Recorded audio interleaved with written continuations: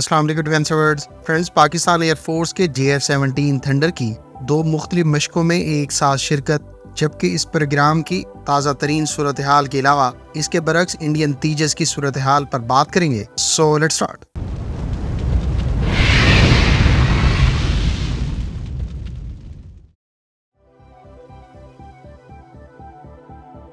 Pakistan air force اپنے JF-17 thunder طیاروں کے ساتھ ایک ہی وقت میں 2 مختلف بیرون ممالک ہونے والی مشقوں میں شرکت کر رہی ہے۔ اس میں سے ایک چین میں شاہین سیریز کی 10ویں ایئر ایکسرسائز ہے، جو 28 اگست سے شروع ہو کر 15 ستمبر تک جاری رہے گی۔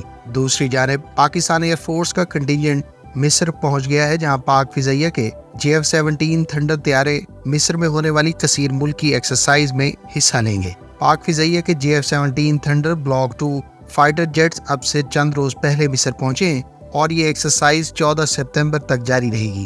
خیال رہے کہ شاہین سیریز کی ایکسرسائز پاکستان اور چین کے درمیان، جبکہ مصر میں ہونے والی برائٹ سٹار ایکسرسائز میں امریکہ، سعودی عرب اور قطر کی ایئر فورسز کے علاوہ یونان کی فضائیہ سمیت دنیا کے 34 ممالک حصہ لے رہے ہیں۔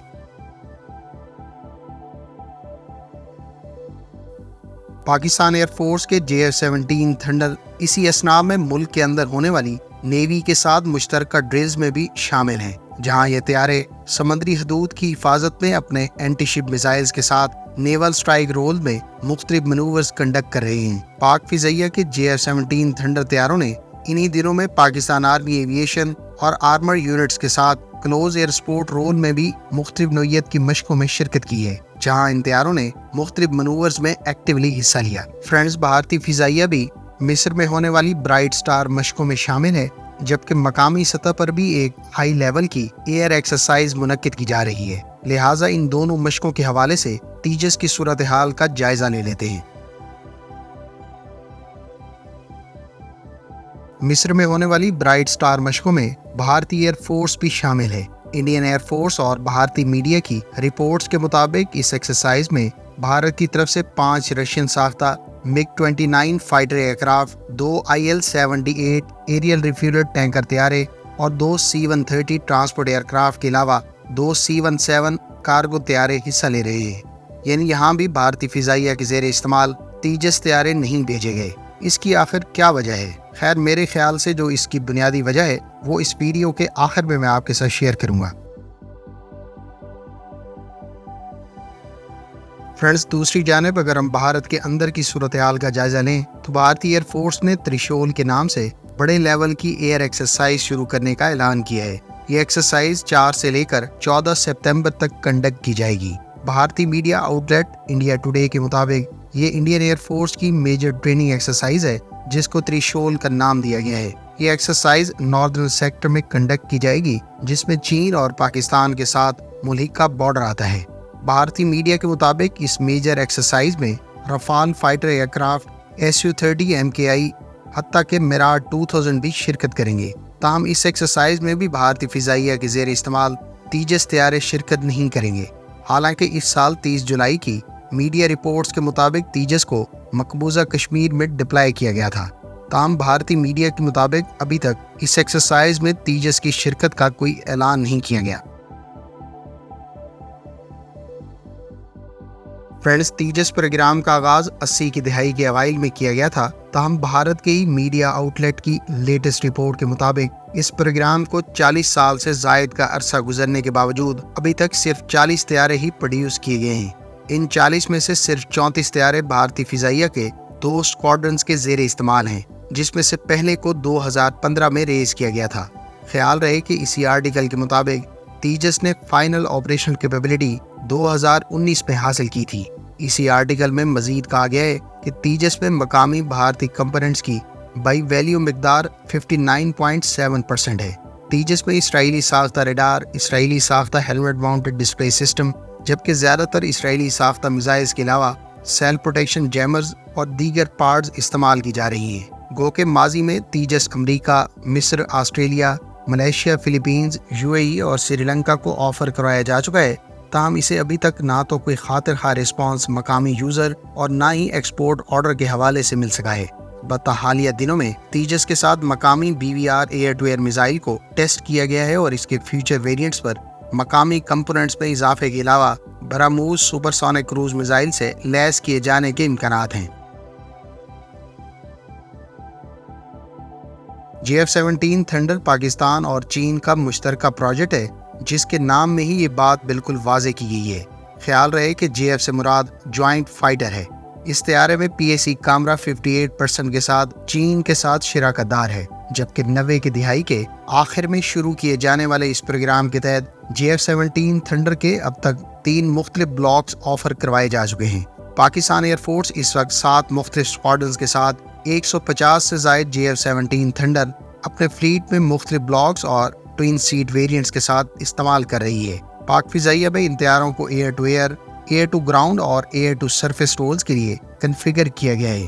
JF-17 थंडर पाकिस्तान एयरफोर्स में ना सिर्फ फुली ऑपरेशनल है, बल्कि ये मुल्क के अंदर दहशतगर्दी के खिलाफ ऑपरेशंस, जबकि भारत के साथ फरवरी 2019 की कशीदगी के दौरान बाकायदा रियल वारफेयर सिनेरियो में शिरकत कर चुका है।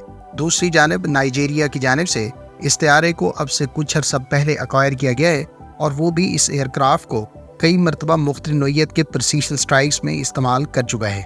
JF-17 थंडर के साथ ओवर द ईयर्स कई तरह के मकामी और चाइनीज वेपन्स इंटीग्रेट किए जा चुके हैं, जिसमें मकामी stand off weapons, Raad air launch cruise missile और एंटी शिप रोल में C-802 और CM-400 AKG supersonic anti ship missile काबिल ज़िक्र है। इसके अलावा ब्लॉक 3 में जहां AESA radar helmet mounted display system इस्तेमाल किया जा रहा है, वहीं इस पर अब नए लॉन्ग रेंज PL-15 और high off boresight PL-10 air to air missile भी इंटीग्रेट किए जा चुके हैं। JF-17 थंडर पाकिस्तान के अलावा अब तक 2 ममालिक को एक्सपोर्ट भी किया जा चुका है, जिसमें म्यांमार और नाइजीरिया शामिल हैं। अर्जेंटीना, अजरबैजान और इराक की जानिब से इस तैयारे में माजी में दिलचस्पी का इजहार तो किया जा चुका है, लेकिन अभी तक इसको अक्वायर किए जाने के हवाले से कोई हतमी डील तय नहीं हुई। फ्रेंड्स, आप में से बहुत कम लोग शायद ये जानते हों कि भारत ने इत्तेहादी ममालिक के ताउन से तेजस फाइटर जेट के साथ एक खुफिया प्रोग्राम भी शुरू किया था।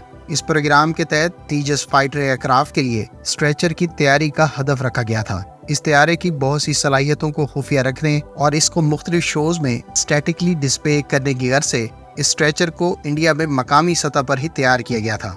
ताहम ताज़ा तरीन रिपोर्ट्स के मुताबिक तेजस के लिए मुल्की सतह पर डिज़ाइन और डेवलप किए जाने वाला स्ट्रेचर खराब होने की वजह से भारत न सिर्फ इस शक्तिशाली लड़ाकू विमान को मकामी मेजर एयर एक्सरसाइज में शामिल करने से कासिर है, बल्कि इस किस्म के स्ट्रेचर की मिस्र में अदम दस्तयाबी और भारत की तरफ से इस स्ट्रेचर को साथ ना भेज पाने की वजह से तेजुलाल मिस्र में होने वाली कसीर मुल्क की एक्सरसाइज में भी शिरकत नहीं कर पाया। लेकिन इसमें कोई शक नहीं कि ये इंतहाई घातक एयरक्राफ्ट है और इसकी तरह स्ट्रेचर पर लेट कर जंग में हिस्सा लेने जैसी शक्ति और किसी फाइटर एयरक्राफ्ट के पास नहीं है।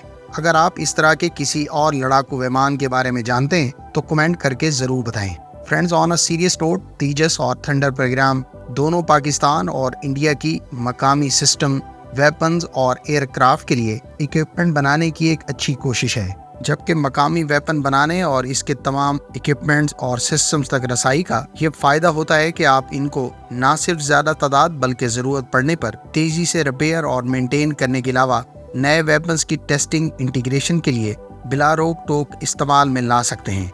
लिहाजा किसी भी एयरफोर्स की तरफ से अगर एक प्लेटफॉर्म को एयर वर्दी रखने या मेंटेन करने में किसी किस्म की दुश्वारी का सामना हो तो इसका ये मतलब नहीं कि इसमें प्लेटफॉर्म का कोई मसला है। मिसाल के तौर पर MiG-21 आज भी कई ममालिक के ज़ेरे इस्तेमाल है, लेकिन MiG-21 के सबसे ज्यादा क्रैशेस का रिकॉर्ड भारतीय फिजाइया के पास है। दूसरी जानिब F-16 जैसा लेजेंडरी तैयारा आज भी बहुत सी एयरफोर्सेस की चॉइस है, लेकिन कुछ ममालिक इसको एयर वर्दी रखने से कासिर हैं।